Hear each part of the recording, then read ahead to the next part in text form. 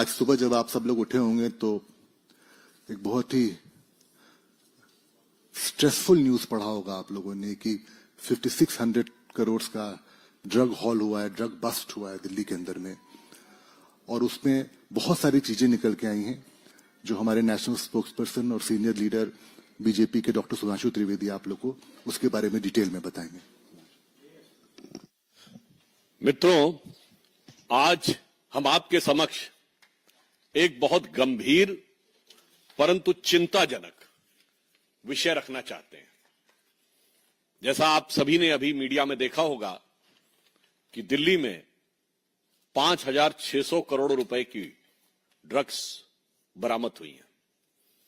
यह क्वांटिटी इसलिए महत्वपूर्ण है कि यूपीए के शासनकाल में 2006 से 13 के बीच में सिर्फ 768 करोड़ रुपए की ड्रग्स की बरामदी हुई थी पूरे भारत में। यह वो दौर था 768 करोड़। यह वो दौर था जब मुंबई से लेकर पंजाब तक ड्रग्स की गिरफ्त में था। और अगर एक जगह पे 5,600 करोड़ रुपए की ड्रग्स पकड़ी गई है, और यह भी बता दूं 14 से 22 के बीच में हमारी सरकार ने 22,000 करोड़ रुपए की ड्रग्स पकड़ी, उससे अधिक चिंता की बात यह है कि इसका जो मुख्य आरोपी है, जो किंगपिन है, जिसका नाम तुषार गोयल है, जिसका डिक्की गोयल के नाम से सोशल मीडिया अकाउंट है, वो इंडियन यूथ कांग्रेस के आरटीआई सेल का चीफ है। बहुत गंभीर बात है। यानी अब यह बात साफ हो रही है कि राहुल गांधी की मोहब्बत की दुकान में अभी तक नफरत के सामान तो दिख रहे थे, अब नशे का सामान भी मिलने लगा है। और यह बात हम आपके समक्ष केवल आरोप लगाने के लिए नहीं कह रहे हैं। हमारे पास वो इंडियन यूथ कांग्रेस के में मुख्य आरोपी तुषार गोयल का अपॉइंटमेंट लेटर है। ये 24 मार्च 2022। और महत्वपूर्ण बात यह है कि इस अपॉइंटमेंट लेटर में राहुल गांधी जी और सोनिया गांधी जी का भी जिक्र है। मैं आपके समक्ष पढ़े दे रहा हूं। लिखा हुआ है कि dear mister Tushar, I hereby please to appoint you as chairman RTI Department of Delhi Pradesh Youth Congress with immediate effect. आगे की लाइन इंपॉर्टेंट है। Indian Youth Congress is confident that you will devote yourself time and energy further strengthening the organization with as the Congress party under the able and dynamic leadership of Sri Rahul Gandhi ji, Srimati Sonia Gandhi ji, Sri Krishna Allavar ji, in charge Indian Youth Congress, and Sri Srinivas BV, the president. अब बताइए, अब हमारा सीधे उनसे सवाल है, अगर ये आरटीआई सेल का चीफ था तो आज देश की हर जनता का श्री दीपेंद्र हुड्डा जी के साथ इनकी फोटो है।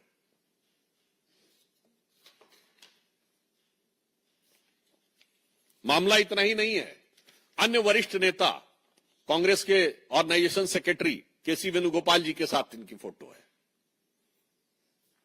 फोटो तो कई बार पब्लिक डोमेन में कोई भी खिंचा लेता है, मगर एजेंसियों को उसके फोन से दीपेंद्र हुड्डा जी का नंबर भी बरामद हुआ है। अब इसके बाद बहुत साफ हमारा मानना है कि this is a right to information of every citizen of the country and Haryana कि कांग्रेस का इससे क्या कनेक्शन है। यदि दीपेंद्र हुड्डा जी के साथ न सिर्फ फोटो है बल्कि उसके मोबाइल में उनका नंबर है, यूथ कांग्रेस का अपॉइंटमेंट लेटर है जिसमें dynamic leadership and blessings of Rahul ji और सोनिया जी का भी जिक्र है, तो अब ये सवाल बहुत गहरे होते हैं, जिसमें हमारे 2-3 प्रमुख सवाल हैं। नंबर 1, ये जो पैसा बरामद हुआ है, ये पैसा कांग्रेस पार्टी के एक पदाधिकारी के ड्रग तस्करी में इन्वॉल्व होने का है। तो क्या इससे पहले अन्य पैसे भी आ चुके हैं? कांग्रेस पार्टी इसका जवाब दे। ये शक पैदा होता है। दूसरा शक, ये जो पैसा है, क्या ये चुनाव की प्रक्रिया के लिए तो नहीं प्रयोग हो रहा था? 5,600 करोड़ रुपए किस पर्पस से था और कांग्रेस पार्टी से इसका क्या संबंध है? तीसरा प्रश्न, क्या कांग्रेस पार्टी ने किसी ड्रग माफिया को या ड्रग पेडलर को अपनी पार्टी का पदाधिकारी बनाने में यह शक पैदा होता है कि किसी प्रकार का कोई अरेंजमेंट तो नहीं है। हम ये साफ पूछना चाहते हैं कि अगर उनकी सरकार यदि आ जाती तो इस प्रकार के ड्रग माफिया को हरियाणा में काम करने के लिए उसी प्रकार की छूट मिलती। ये 3 सवाल देश की जनता के सवाल हैं और ये शक पैदा करते हैं। कांग्रेस को स्पष्टीकरण चाहिए और ये इसलिए गंभीर सवाल हैं क्योंकि आप सभी प्रबुद्ध हैं और मैं देश के प्रबुद्ध नागरिकों से भी कहना चाहता हूं, किसी देश को बर्बाद करना हो तो 2 प्रकार की चीजों का प्रयोग किया जाता है। एक, उस देश की जनता के बीच में भ्रम पैदा करो और दूसरा, सीधे उसकी युवा पीढ़ी को ड्रग्स में इन्वॉल्व कर दो। आज हम ये पूछना चाहते हैं कि देश में भ्रम पैदा करने के लिए अनेक अंतर्राष्ट्रीय शक्तियों, संस्थानों के साथ कांग्रेस पार्टी के संबंध यदा कदा उजागर हो रहे हैं। अब देश के युवाओं को सीधे नशे में इन्वॉल्व करने वाले इतने बड़े कांड के साथ कांग्रेस के ऑफिशियल पदाधिकारी का सीधा संबंध उजागर होना बहुत गहरे और खतरनाक संकेत देता है। अर्थात देश कितने गहरे और गंभीर संकट में आ सकता है इन लोगों के हाथ में थोड़ी सी भी शक्ति आने से, यह आप बहुत सहज रूप से समझ सकते हैं। तो हम इसलिए आज इस विषय के ऊपर गंभीर चिंता व्यक्त करते हुए पुनः अपने 3 सवाल कांग्रेस से दोहराते हैं। नंबर 1, इस मुख्य आरोपी तुषार गोयल जो कि कांग्रेस का पदाधिकारी है, जिसका नियुक्ति पत्र उपलब्ध है, उसका कांग्रेस के साथ किस प्रकार का संबंध है? सिर्फ राजनीतिक संबंध है या व्यवसायिक संबंध भी है? This relationship is only political और there is also a financial dimension involve. दूसरा, ये जो पैसा इन्वॉल्व हुआ है, क्या ये पैसे की जानकारी कांग्रेस पार्टी को है और क्या इससे पहले भी पैसे आ चुके हैं? तीसरा, इस प्रकार के लोगों को पार्टी में पदाधिकारी बनाकर क्या कांग्रेस ने ड्रग के किसी नेटवर्क के साथ कांग्रेस के कुछ नेताओं का क्या ऐसा अरेंजमेंट तो नहीं है कि उन्हें आश्वासन दिया हो कि यदि उनकी सरकार आएगी तो जैसे पंजाब ड्रग्स की गिरफ्त में आया वैसे ही हरियाणा को भी वो उसका मार्ग प्रशस्त करेंगे? और इस विषय में अधिक महत्वपूर्ण यह है कि कांग्रेस के सबसे सीनियर नेता हुड्डा परिवार को इस बारे में जवाब देना है, जो पूर्व मुख्यमंत्री रहे हैं और उनके बेटे कांग्रेस के युवा नेता हैं, उनके साथ फोटो और उनका नंबर। तो जवाब कांग्रेस पार्टी से चाहिए और जवाब हरियाणा कांग्रेस से चाहिए और जवाब हुड्डा परिवार से चाहिए। धन्यवाद।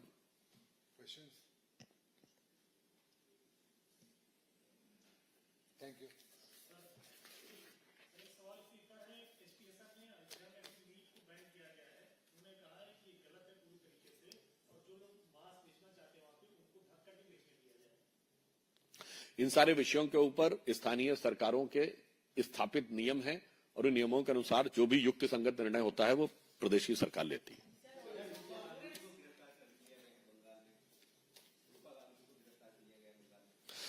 पश्चिम बंगाल की सरकार जिस प्रकार की दमनकारी कार्रवाई करती है और अब पूरी तरीके से एक्सपोज हो चुकी है कि पश्चिम बंगाल तृणमूल कांग्रेस के शासनकाल में अपराधियों का गढ़ बन चुका है और वह गढ़ तृणमूल कांग्रेस की छत्र छाया में वैसे ही है जैसे किसी दौर में लालू प्रसाद यादव जी सरकार चलाते थे। आज ऐसा लग रहा है कि ममता बनर्जी जी उसी नक्शे कदम पर दिखाई पड़ रही है।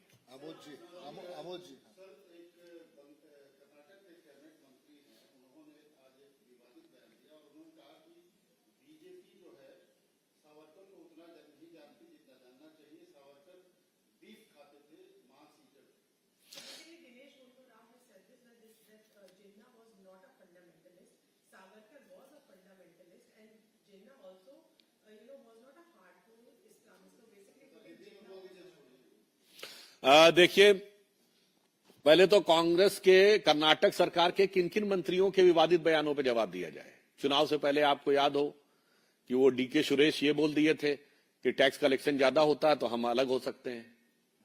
इनके पीडब्ल्यूडी मिनिस्टर हैं सतीश जारकीहोली, जब कार्यकारी अध्यक्ष थे तो बोले थे हिंदू शब्द गंदा है। खड़गे जी के बेटे हिंदू धर्म के बारे में क्या क्या बोल चुके हैं। अब रही बात सावरकर की, तो मैं स्वतंत्र वीर सावरकर के संदर्भ में कांग्रेस को सिर्फ इतना याद दिलाना चाहता हूं कि स्वतंत्र वीर सावरकर भारत के इतिहास के इकलौते स्वतंत्रता संग्राम सेनानी थे जिन्हें 2 जन्मों का कारावास हुआ था। चुनौती से कहता हूं, कांग्रेस का कोई एक नेता बताए जिसको 2 जन्मों कारावास हुआ और उन्हें काला पानी हुआ था। मैं चुनौती से कहता हूं, कांग्रेस का राष्ट्रीय अध्यक्ष स्तर का एक व्यक्ति बताए स्वतंत्रता आंदोलन में जिसे काला पानी हुआ हो। और जिस वर्ष में हुआ है, सावरकर जी को सजा 1910 में हुई। आप सब जाइए और चेक करिए 1910 में कांग्रेस का अध्यक्ष कौन था? William Wedderburn, secretary of the British government. British सरकार के हुक्मरान के पैरों तले बैठे थे 1910 में, जिस वर्ष ब्रिटिश सरकार वीर सावरकर को अपना सबसे बड़ा दुश्मन मानकर काला पानी की सजा दे रही थी। मुझे लगता है बस ये तथ्य काफी है ये बताने को कि जिन लोगों ने, जिनके कभी राष्ट्रीय स्तर के किसी नेता ने, आप बताइए, जो अंग्रेजों की गोली से मारा गया हो। नंबर 2, कांग्रेस का कोई राष्ट्रीय स्तर का नेता बताइए जिसको फांसी हुई हो। नंबर 3, कांग्रेस का कोई राष्ट्रीय स्तर का नेता बताइए जो काला पानी हुआ हो। नंबर 4, लाला लाजपत राय जी जो 1920 में कांग्रेस के अध्यक्ष थे, उनके अलावा राष्ट्रीय स्तर का एक नेता बताइए जिसको लाठियां पड़ी हो और लाठियों की वजह से, वो गंभीर चोट की वजह से मारे गए हो। मगर उसके बावजूद जो न लाठी खाए, न गोली खाए, न फांसी पे गए, न काला पानी में गए, आजादी उन्होंने दिलाई, जिनके लिए मुझे वो पंक्ति याद आती है कि नौरंगिए सियासते दौरा तो देखिए कि मंजिल मिली उन्हीं को जो शरीके सफर न थे। और वही आज हमसे सवाल पूछ रहे हैं।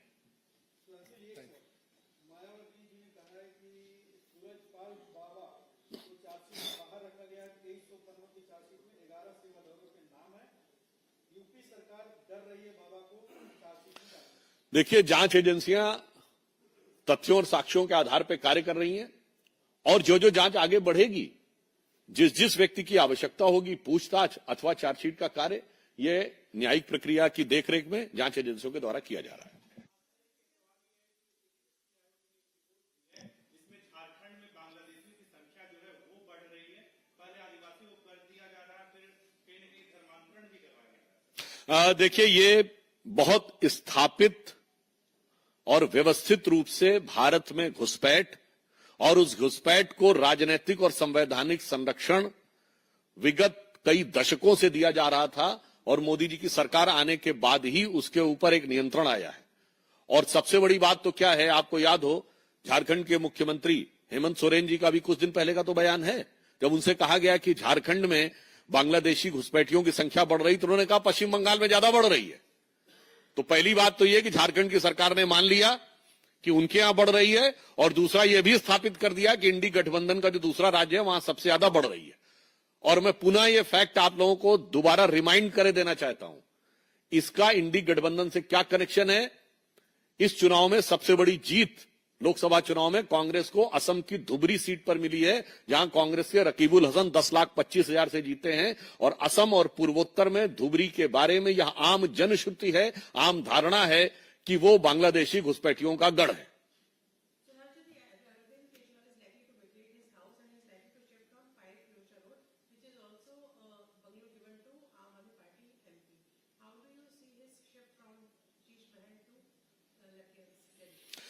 मैं सिर्फ ये कहूंगा कि जो शीश महल ने उनके अंदर के ख्वाबों को जिस तरीके से शीशे की तरह साफ कर दिया है, अब वो कुछ भी कर लें, मुझे लगता है अब वो बात बनने वाली नहीं है।